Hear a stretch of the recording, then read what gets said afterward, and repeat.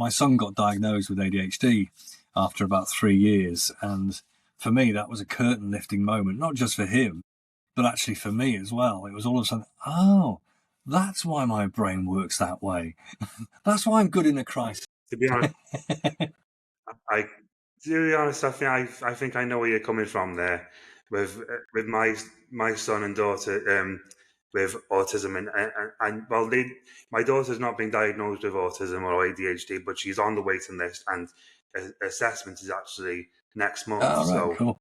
yeah, it's a very long process of Yeah. actually going through an assessment, isn't it? It is. And it's, Us older ones now there's a waiting list. Now there's so much awareness of autism, ADHD. People can get tested. People can go on the waiting list and get tested. But us older ones now, we probably feel like as if, what's the point? Us older ones, we sort of feel like as if, oh yeah, come on, our son and daughters perhaps have it, so perhaps we've had it. That's how I feel. But I feel the same. I feel like as if we've passed it on. And my son is nonverbal autistic, and he's just, he's taught me so much. Yeah. And, do you find you communicate more with body language and how you speak, not necessarily the words that you speak, or obviously if he's non-verbal, he's not going to be giving words, but he'll communicate with you through other means? Yeah, so the only way he communicates is more than he shows a lot. So if he wants a drink, he'd bring that drink to you. He relies on us a lot. So yeah. But the way, we communicate with him as we show him what we want to do as well. So we try to do it in the way he communicates to us. Right.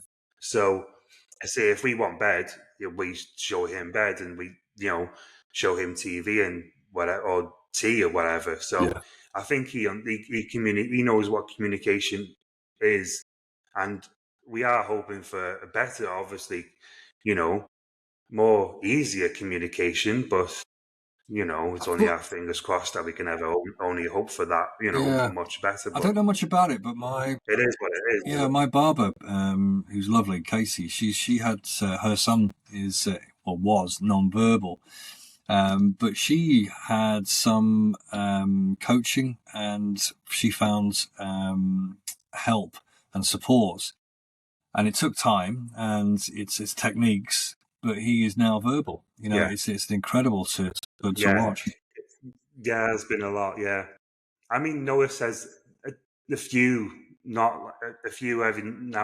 words every now and then, but not. It's only mum, or no, it's not bad, or it's any just little words. Yeah. But he's only 8. It's just a very slow progression with him at the moment.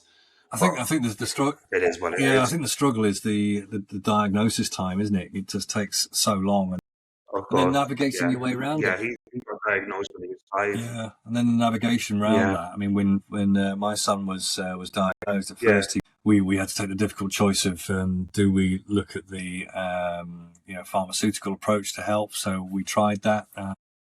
But it changed him. It changed his personality, and it kind of just almost put a big heavy blanket on his personality, which in the end in school, his peers noticed it. So what he was doing was he was spitting his medication out because he had to take it when he was at school. So he was hiding under his tongue and then spitting it out. And then, of course, to compensate, he was then becoming the class clown. And he's very funny. There's some moments that my wife gave me some very disapproving looks as I looked on with proud dad moments, But and then the medication was changed, and we actually took him out of the school that he was in, and we put him just in the local high school, and he flourished. And he got to 15, and he actually took the decision. He said, "Look, I want to come off all the meds, and I want to. I don't want to take them anymore." And we said, "Fine, okay, that's your decision." And we supported him through that, and now he's turned into an absolutely incredible young man that I'm very proud to not only call my son, but he's also my best mate. And you know, as a result, we Yeah, go to that's gigs, and you know, fantastic. we've got an identical sense of humour, which infuriates my wife in not certain terms.